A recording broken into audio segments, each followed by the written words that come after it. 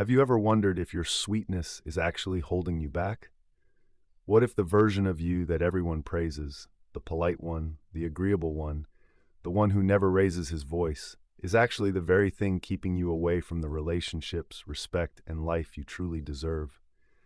Today, we are breaking down the psychology behind the sweetheart trap, a silent prison disguised as praise, and how to escape it using principles grounded in Stoic male philosophy. Because the truth is simple, being kind is a strength, but living your life as a caricature of kindness is not. Let's dive in. The first trap is the illusion of innocence. Society loves labeling men who avoid conflict as sweet, soft, or harmless. It sounds flattering, but under the surface, it's a box, one that limits your behavior before you even realize it's happening. The sweetheart archetype seems innocent, but it's often a societal expectation dressed up as a compliment. You start receiving praise for being nice, understanding, easy, and instead of feeling appreciated, something inside you begins to shrink. Because you can tell the compliment has edges. People say, "You're so sweet, you'd never do that," or "You're too nice to get angry." And suddenly your entire identity is shaped by how comfortable you make other people feel. Early signs of the trap begin small. Compliments that sound like limitations, expectations that you'll always say yes, people assuming you have no boundaries because you never enforce them. And slowly, the comfort of being the nice guy becomes a cage. Stoicism teaches that freedom begins with self-direction. But when you're constantly trying to maintain this sweet persona, you stop acting from your inner core and start acting from a script. You silence your natural impulses. You trade authenticity for approval. And nothing is more exhausting than performing a personality you didn't choose. This leads to the second stage, the silent erosion of self. This is where the real damage happens, not through dramatic events, but through tiny, daily compromises that eventually drain your spirit. Every time you say yes when you desperately want to say no, a little resentment builds. Every time you swallow your frustration to maintain the smile people expect from you, you lose a piece of your voice. And over time, resentment turns into fatigue, fatigue into bitterness, and bitterness into emotional numbness. Sweethearts, by default, take on more emotional labor than they notice. You become the listener, the fixer, the peacemaker, the emotional shock absorber for everyone else. But who does that for you?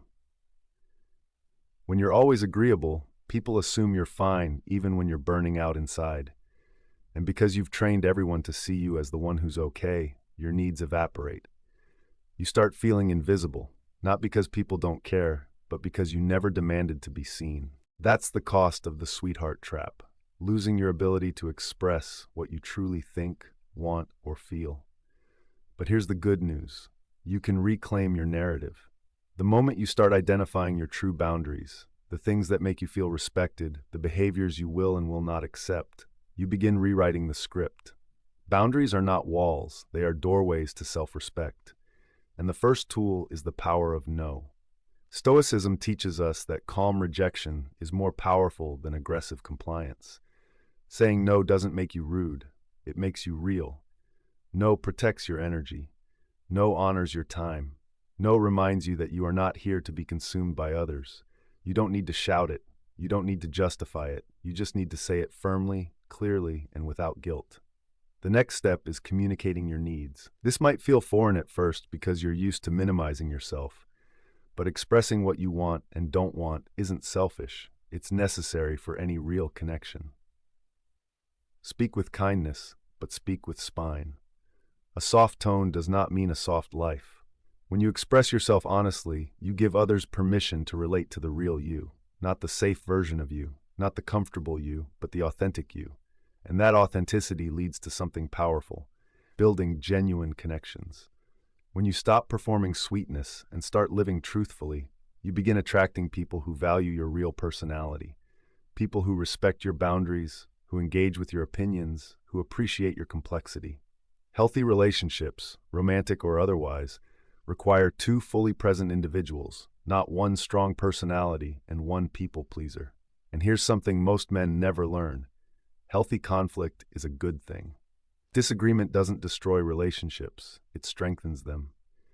When you allow yourself to voice discomfort, express frustration, or challenge someone respectfully, you create depth. You show them that you're not fragile, you're not passive, you're not a pushover. You are a man with thoughts, values, and a backbone, and that's exactly what builds trust. Eventually, you start finding your tribe, people who don't flinch when you express a boundary, people who don't punish you for saying no, people who celebrate your entire personality, not just the soft edges. This is where you begin thriving beyond the trap. You realize you can be kind and assertive, compassionate and discerning, affectionate and unshakable. You understand that strength doesn't require harshness and softness doesn't require self-abandonment. You learn to set new standards for your relationships, ones grounded in reciprocity, accountability, and emotional honesty.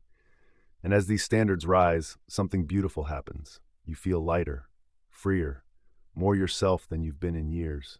You're no longer living as a sweetheart. You're living as a whole, multifaceted man. Stoic philosophy teaches that a man thrives when he aligns his actions with his inner principles rather than public approval. And when you finally step into that version of yourself, when you stop chasing validation and start embodying authenticity, you discover a new kind of joy. A joy rooted in freedom, a joy rooted in self-respect, a joy rooted in knowing that the world now sees the real you. And that is the moment you break free from the sweetheart trap, not by becoming colder or harsher, but by becoming truer. And there is nothing more powerful than a man who is unapologetically himself. And as you step into this truer version of yourself, something unexpected begins to happen. People respond to you differently.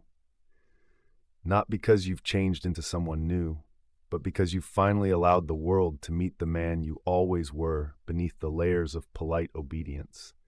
You start noticing that conversations feel more real. People listen more intently when you speak, because your words come from a place of honesty rather than habit. You're no longer filtering your personality to fit what others want. You're expressing it naturally, and that energy is magnetic. But liberation doesn't end with external relationships. The greatest transformation happens in the relationship you have with yourself. You begin trusting your instincts again. You stop second-guessing every emotion, every preference, every discomfort. You no longer shame yourself for wanting respect, space, or clarity. You realize those needs were never weaknesses. They were signals guiding you toward alignment. With this new inner stability, you start carrying yourself differently. Your posture changes, your tone shifts. There's a calm confidence in how you walk into a room because you're no longer performing. You're present, you're grounded, and people feel that. Some will be surprised, even unsettled, because they were comfortable with the old version of you, the version they could predict and possibly influence. But the ones who are meant to stay will adapt. They will rise to meet the new standard you've set. And here's the final truth. Breaking free from the sweetheart trap isn't about becoming less kind, it's about becoming less controlled. When your kindness is a choice, not an obligation, it becomes more powerful. When your compassion comes from strength, not fear, it reaches deeper. And when your boundaries stand firm, your relationships become richer, healthier, and more balanced. This is the paradox the world never teaches men. You become more lovable when you stop trying so hard to be lovable, because authenticity is irresistible. And once you taste the freedom of being fully, unapologetically yourself, you will never return to the cage of constant niceness again.